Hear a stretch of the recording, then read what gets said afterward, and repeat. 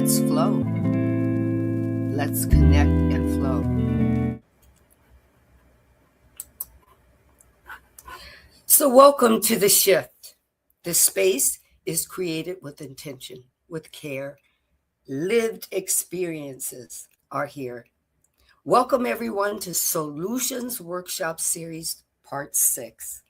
Today we are diving into universal law of circulation. We're diving into cause, effect, exchange, and return. And we're going to bring this into real life, workplace, into the business, into the roles we choose or we felt we were called into. Because everything out there is not always told in truth. And today we're going to slow it down and get honest with alignment. The law of circulation can look different depending on where you stand. For some, it feels like mindset. For some, it feels spiritual. For others, it looks like economics or systems. But no matter how you approach circulation, it's movement. The movement of money, the movement of effort, the movement of value, the movement of cause into effect. Circulation works differently with the law, or directly, actually, with the law of cause and effect. Every cause sets something into motion. Every motion produces a return, and every return reveals what first was released. Physics calls it reaction. Spiritual law calls it return. Business calls it outcome. But the pattern is the same. What you sow, you reap. You don't get back what you wish for. You get back what you consistently circulate.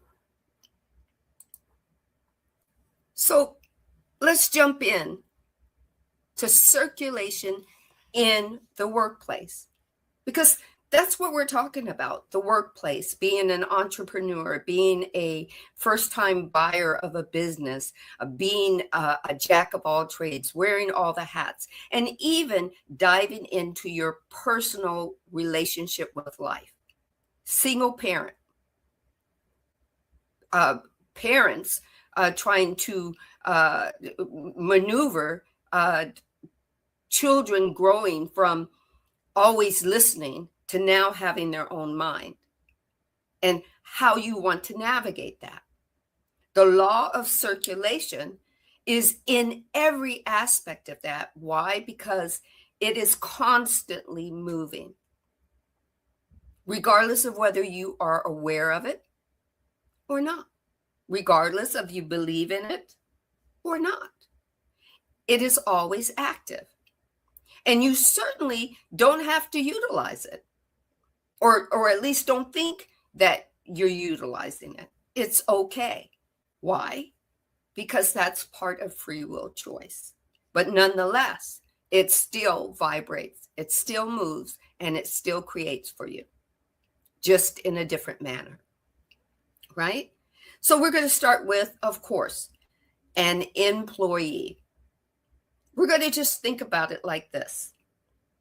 An employee who circulates, and we're talking about circulation in the workplace, an employee who circulates initiative, integrity, solutions, collaborations, creates a cause. And the effect is trust, opportunity, expansion. These are infinite possibilities of the effect. Now let's look at an employee who circulates minimal effort. They just come to work and they don't do much of anything. They don't pull their own weight. They allow other people to do for them, and then they take the credit of those other co-workers, right? So they complain. They're always in the complaint vibration. They withhold their knowledge. because they don't want to give it freely and cooperate or collaborate, right? They want to hoard it. They resist being told to do anything, even if it's by their employer or manager or CEO. They resist it because they're in, oh, woe is me, I'm a victim mode. Okay. So this creates a cause. It's part of the universal law. What you put out, it comes back.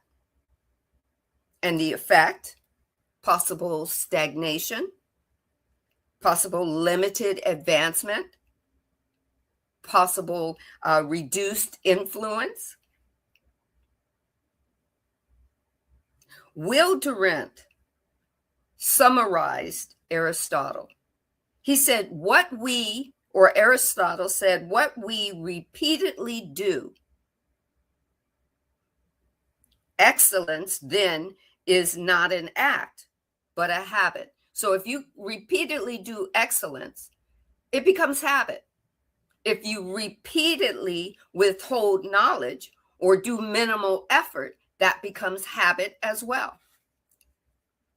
In my 40 years of working, I had to learn, because I stayed in a group of wannabe people that wanted to be victims, woe is me, and I got exactly what I put out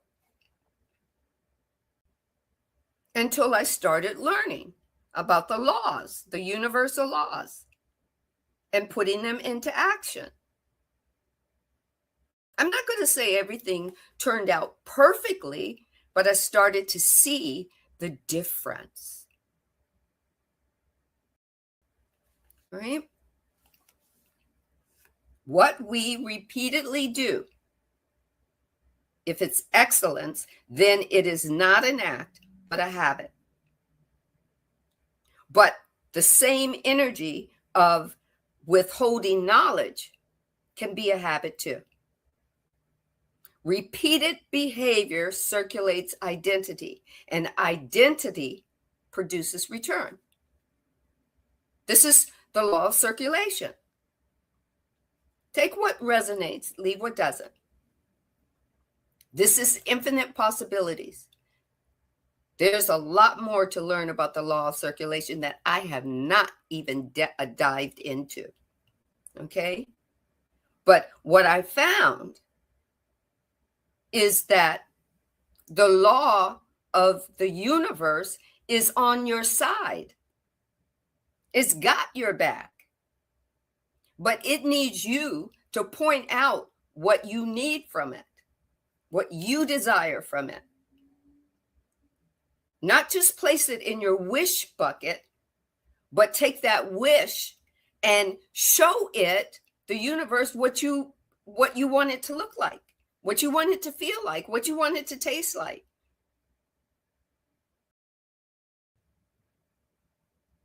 What type of employee do you want to be? From here, it looks like you have many choices of what type of employee you want to be, because what you put out, you get back. So let's talk about the circulation in entrepreneurship. Entrepreneurs live and die by circulation. If you circulate inconsistency, you receive instability. If you circulate clarity, you receive aligned clients or clientele or customers. If you're undercharging because of fear,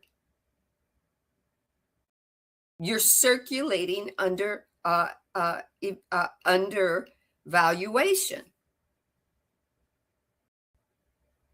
Price is what you pay. Value is what you get. That was a statement by Warren Buffett. Price is what you pay. Value is what you get. I learned that by taking my preteen and teenagers shopping all the time. We would always go to the sale rack. And the sale rack, it wasn't their thing. They weren't in for getting more bang for your buck. They wanted one quality piece that they could piece together with what they already had. They taught me that. Mom, if you're always going to the sale rack, that if your thought process is that, then that's always what the universe will give you. If you're always waiting for the sale rack and your money to meet, then I would always complain, well, when that goes on sale, we'll get it. How come sales don't happen when I have the money? Right? That's kind of being a, life is shitting on me for me in that thought process. But I learned that my teachers were my kids who didn't know law of circulation.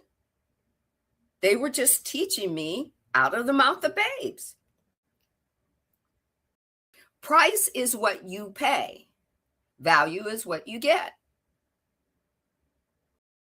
When value and price are misaligned, distortions are always going to enter the system, whatever your system is you're going by. Even if you've got a budget, that's a system, right? Distorted systems collapse over time, right? The first law of thermodynamics. I learned this in science, right? Energy cannot be created, nor can it be destroyed. It can only be transformed. And even with science knowing that, they still bump up against spiritual guidelines because they need it to be proven. And that's okay. Money is stored energy. This is the law of thermodynamics. Time is applied energy. Yes? Skill is refined energy. Whatever energy you release into the marketplace, into your corporation, into your mom and pop business, into your employee field that you are working within, whatever department you're working within, it transforms and it returns to you as form.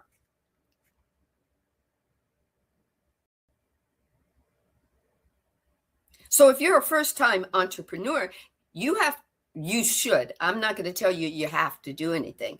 I eventually had to go inward because I was dropped in to trying to start my own business and did all the paperwork and did everything. It looked good on paper and it looked, everything was looking good. Got to the part about marketing and had to get real with myself. I didn't know anything about that. I had to go inward and go, do I even want to know that? Do I even want to struggle with not knowing or not having enough money to get somebody to market for me? I was taking the free sessions, but they weren't teaching me really the meat and potatoes. What they were teaching me with was just enough so that they could come in and sell me a session.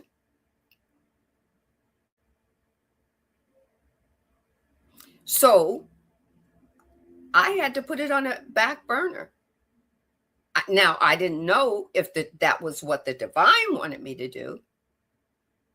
It didn't get pushed back onto the front burner until about 2019 or right after we all got, were told to stay in, stay in place. And the job that I had, it was, I had just did a year, right?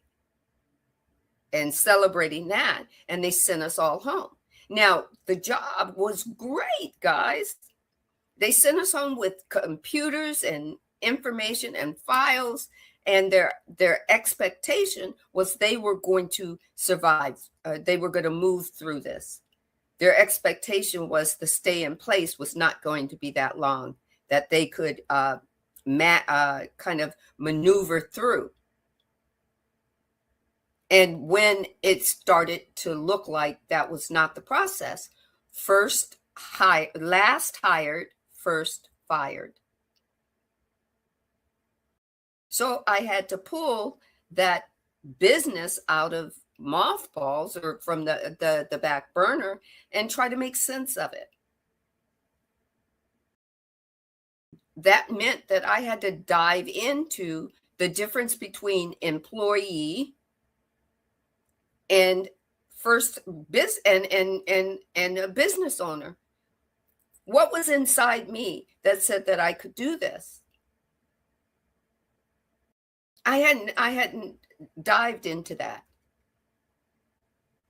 I knew that I liked being an employee, having my, 2 to 3 paychecks a month, and paid vacation, and my medical benefits for my kids, so that I could pay my rent in a timely manner, and I could take my kids on vacations, and I could purchase things that they needed, not just for school, but after school facts, their dance classes, all those things.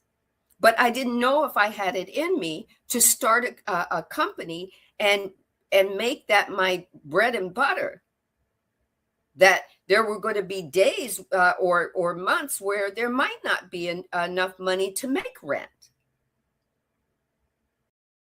But that's part of owning a business, because some of the time you have to wait to break even. But having done accounts receivable and collections in the accounting department for almost over 40 years, I learned that there's more to being a first-time entrepreneur or first-time business owner, that sometimes you have to wear all the hats.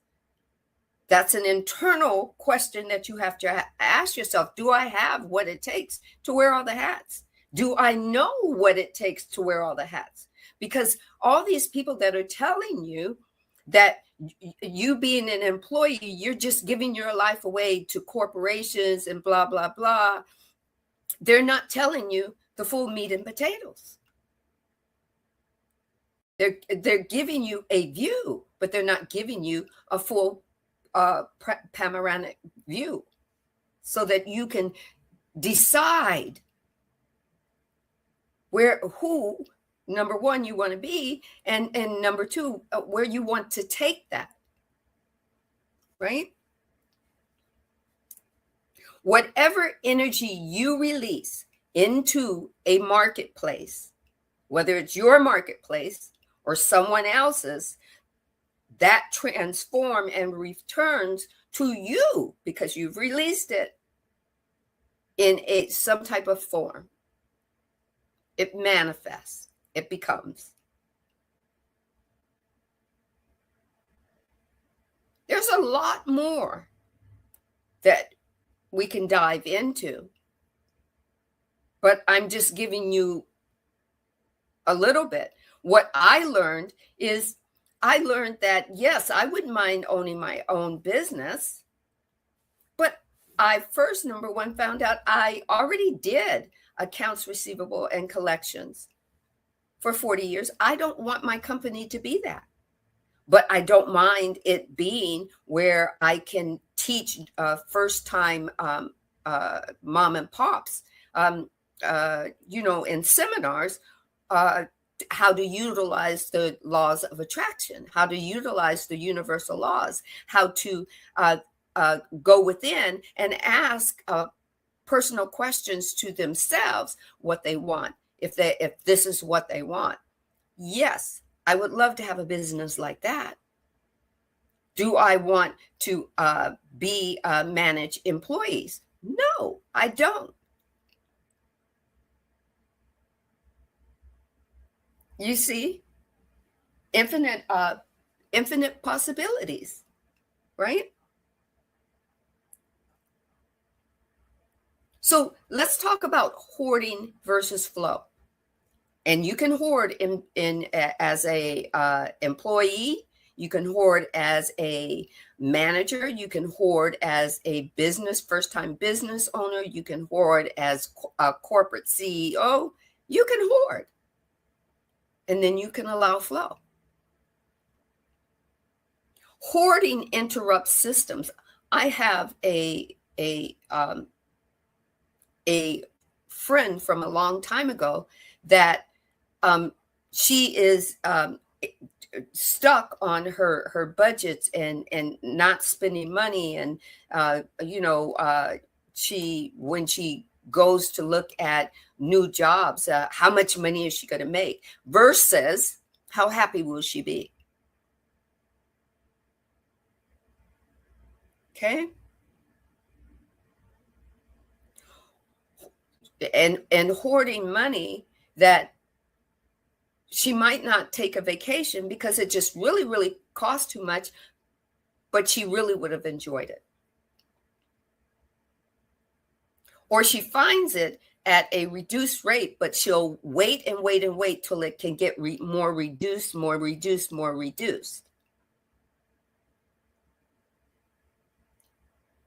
How about some flow?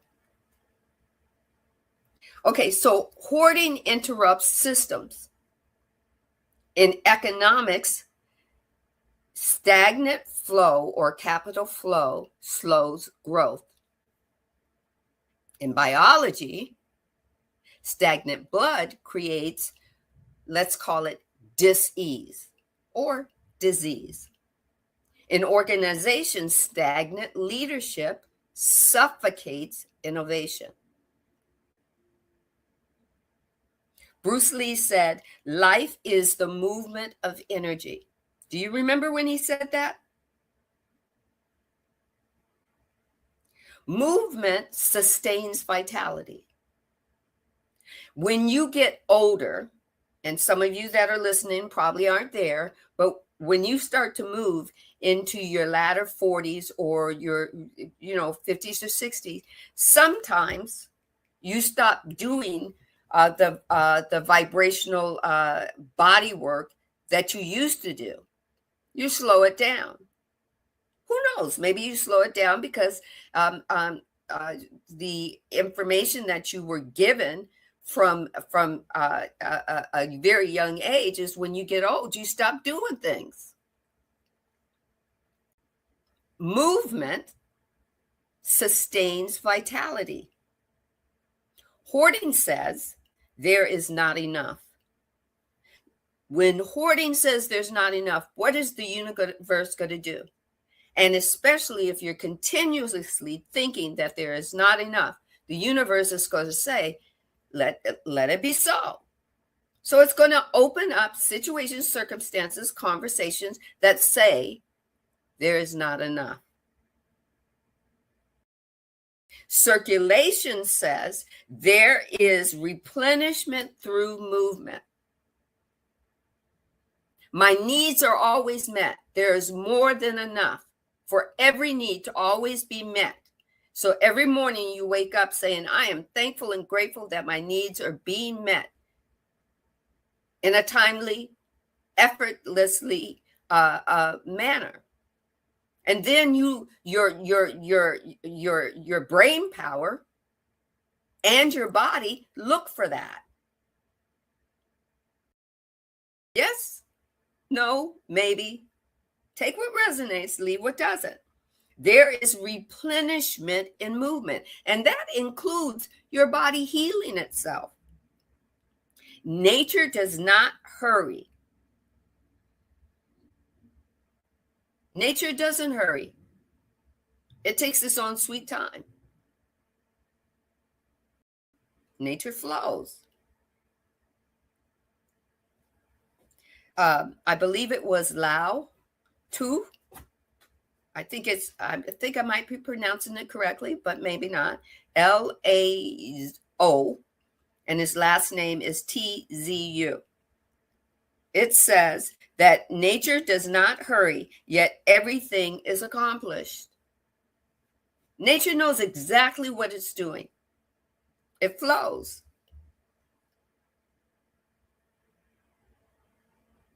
It doesn't have time to hoard.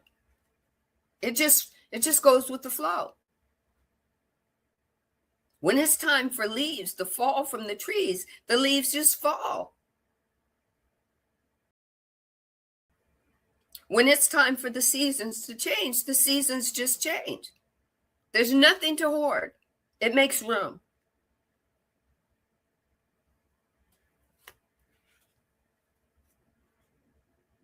Right? And flow is continuously happening. You even flow while you're sleeping. So if you're getting up in the morning and your shoulders are up like this because you're tensed about going to work, you have to go do the inner work. Why am I like this? What about my job if I'm an employee? What about my work office at home if I'm I take care of my business from home, my business, or I'm working from home, because now I'm working from home.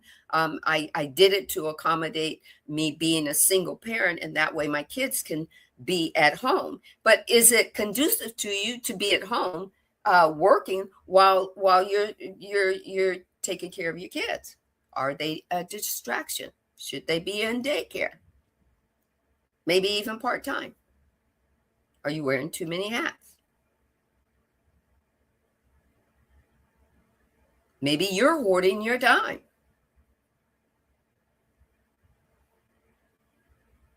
Maybe the too many hats are a way of you hoarding.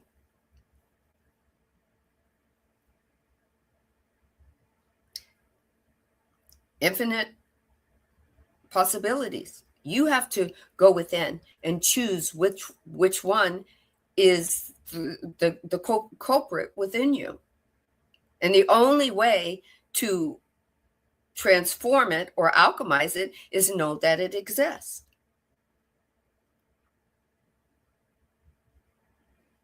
Right? Let's talk about, teams and corporations and multiplication. You go, what? I went, what, too? But I worked for 4 corporations. I worked for 4 companies that started as mom and pop companies and that rose to corporate status and then sold. Okay. And we had teams, and we had all the different values of a company or corporations. No system scale is without circulation. If employees circulate labor, entrepreneurs circulate vision, corporations circulate infrastructure and opportunity. If leadership hoards authority, growth will slow. People will say, what?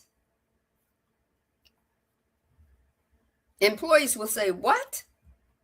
Because they will feel the vibration of mindlessness. If leaders hoard authority, growth slows. Because they're not putting out the information that they are supposed to be managing to everybody that needs that information for the workflow to flow.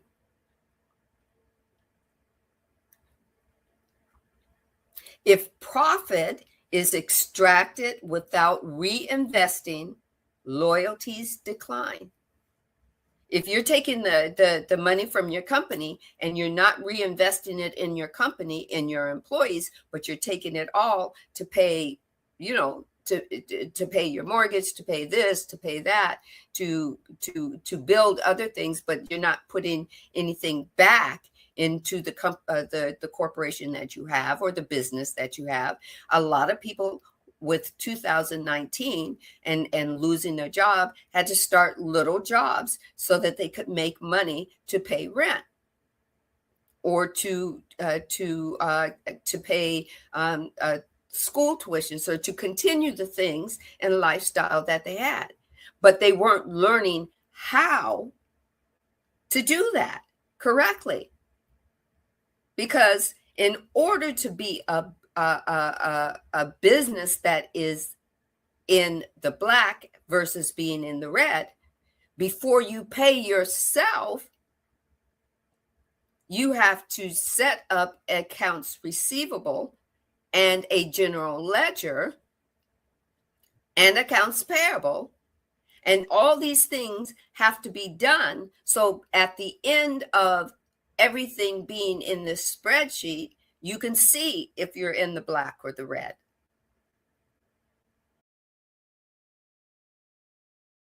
And see what you need to put back into your business to keep the business making you some money so that you can pay your rent.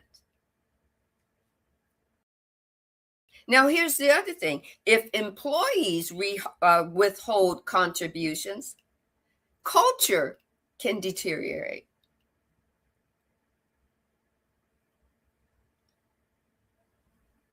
Aristotle said, "The whole is greater than the sum of its parts." I know everybody's heard that before. I've heard that before, right? Multiplication requires exchange. Exchange requires trust. And trust requires integrity in what it circulates. Let me say that again. Multiplication requires exchange. Exchange requires trust. And trust requires integrity in whatever it circulates.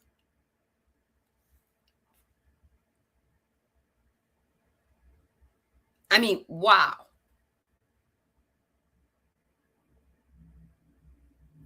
Okay. So we got about 15, 20 minutes. Let's talk about cause and effect, the precision of return. Because part of this law of circulation is about putting out and getting a return.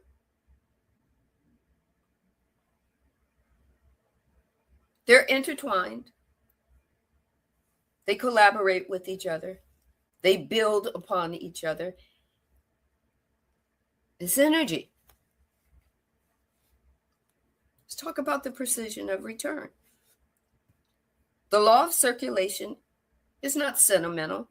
It's energy. It's looking for you to create with it.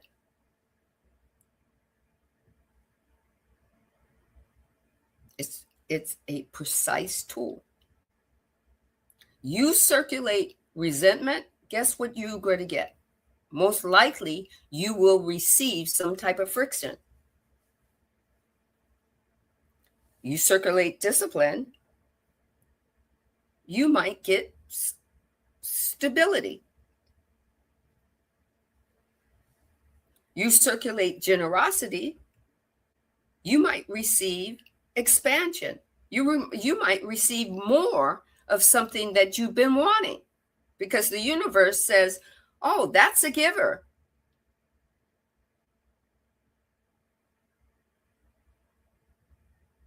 And if the giver is open to receiving, then the universe says, all right, let's open the floodgates.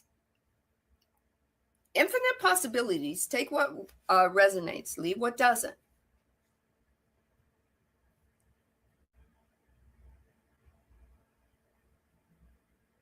I got a quote from ChatGPT when I was asking it a question, and it said, Marcus Aurelius quoted that the universe is change. Our life is what our thoughts make it. Universe is change. Our life is what our thoughts make it. Essentially, from what I say, we are the creator. I'm always saying that. The creator is within. We have to know us and what we truly, really want. We're very used to people telling us who we are and what we should be. It starts at a very, very young age. It's not that our parents are at fault. They're doing what they know.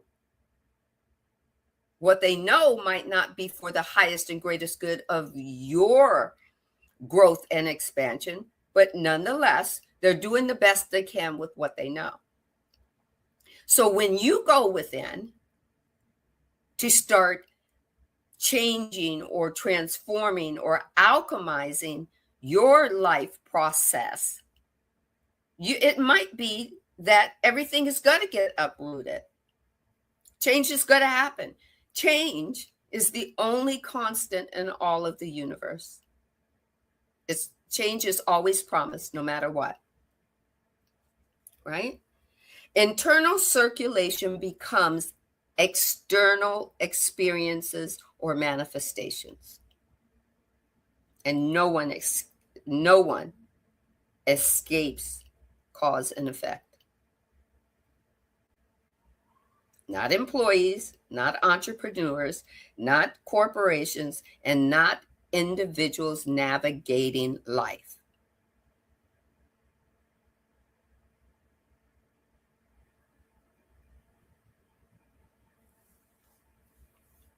Let's take a pause on that.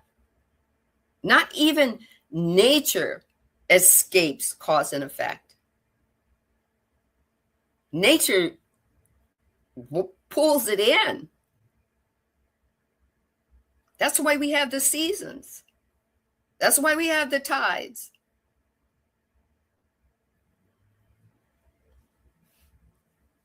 Okay.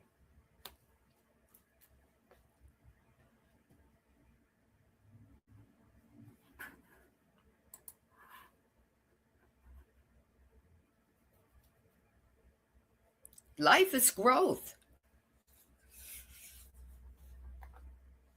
expansion. Life is evolution. Now, somebody tells you, oh, you need to go stop being an employee. You don't like getting up and going to work and whatnot. Go own a business. If you're going to think about it, really think about it. I'm not going to tell you to meditate if meditating isn't your way, but definitely start internalizing who you are and what you really want. Because if you don't like working as an employee with other co-workers, then you're certainly not going to want to open your own business and then work with employees.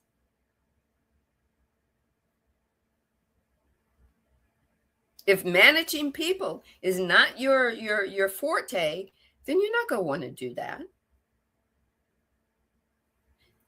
If wearing too many hats as an employee isn't your cup of tea, then wearing too many hats as a first-time business owner is not going to work for you either. You're bringing all this from one place to another. Think about it. All I want you to do is think about it. Right? Reflect. Let's talk about reflection. Where am I interrupting flow? Are you already interrupting flow? Are you in a good flow already? And somebody's about to change that flow because they've made a decision from where they are about what they believe you should do because they did it too. You get to ask yourself, am I withholding effort? When I go to work, am I not doing my part? Am I holding back? Am I afraid of clean exchange? Well, if I give something out, that means somebody else is going to grow. I don't want them to look better than me. Is that what you're holding? Then the universe is going to make sure that your portion that comes back is not going to be fulfilled as vibrant as if you were giving from your heart. You were helping your employee finish her report because you already finished yours, and her part isn't finished, but her part has to be finished in order for the whole project to blossom. But you don't want to help her because then that might not that she might shine and you might not. I'm just saying, I've worked with certain people like that, right? You can ask, am I clinging to control instead of multiplying through others? As a supervisor or a manager, are you trying to control everybody and micromanage everybody in order for you to look the best you can look?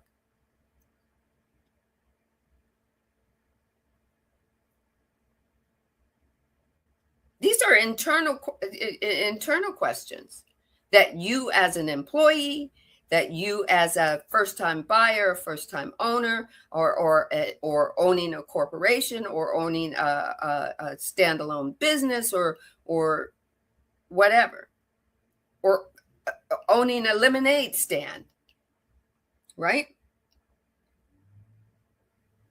Am I clinging to control or instead of multiplying others? Multiplying others means helping them grow.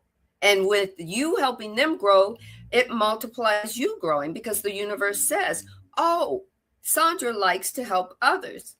So let's give her the easiest route for her to finish what she's finishing so she can extend a helping hand.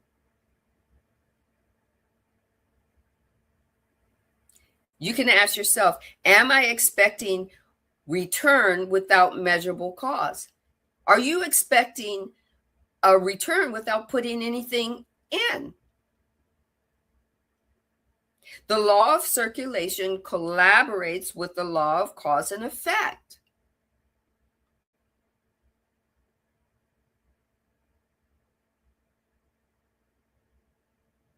You do not need to reap randomly. You reap specifically. What you put in, you get back.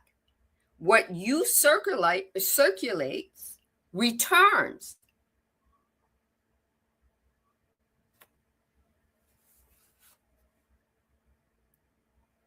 Right? What you circulate returns. At the end of the day, the law of circulation isn't just something that I've studied. It's actually, I had to put it into action. I had to step into it. So actually, I had to live it. I'm still living it. I had to learn that it not only worked for me as an employee, but as a single mother, as a sister, as a daughter, as a friend, as a colleague, as Soul Awakening with Sandra, as the Soul Awakening podcast series, as Star Meditations and Light Language, as Soul Awakening Conversations emerge and flow. I've seen what happens when I open my hands and I give with integrity, when I circulate with effort, when I move with love, when I move with responsibility and fair exchange. I have also seen what happens when I've held back. I've been the person who chose quantity over quality. like I told you, the sales rack. I've played it small.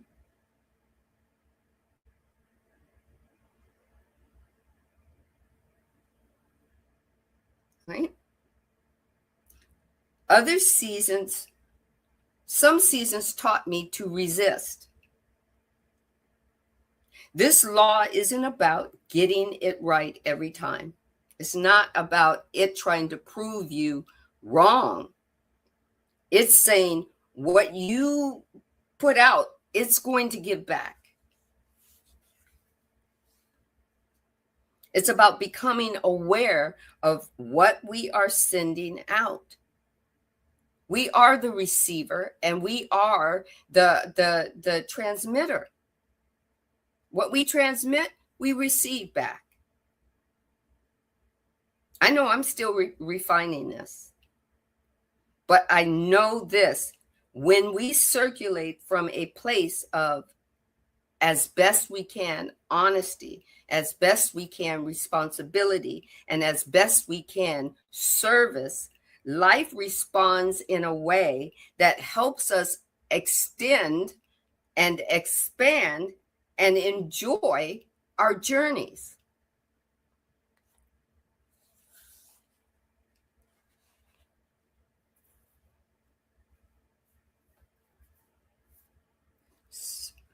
Think about that. I implore you to think about that. Take what resonates, leave what doesn't. If this isn't your page and you've listened to everything and you don't like it, I am not going to hold you accountable to keep any of this information. Just listen to it. Let it mull around in there. Take what resonates and leave what doesn't here in this podcast. Somebody else will pick the energy up and run with it. Right? As we close today, this episode, right? I invite you to sit with one simple question. I know my question was, what am I constantly putting in motion? That was my question. But one simple question for you. Because circulation never stops. It is constantly moving. That's the universe. Energy moves. Efforts move. Money moves. Words move. Attention moves. And what we move outwardly shapes what eventually returns to us. And this happens whether you're an employee, whether you're a first-time owner of a business or an entrepreneur, whether you're part of a corporation or simply navigating your personal journeys. This law is working. It's not judging you. It's not favoring anyone. It's simply responding to the energy that you put out. You are the transmitter and the receiver.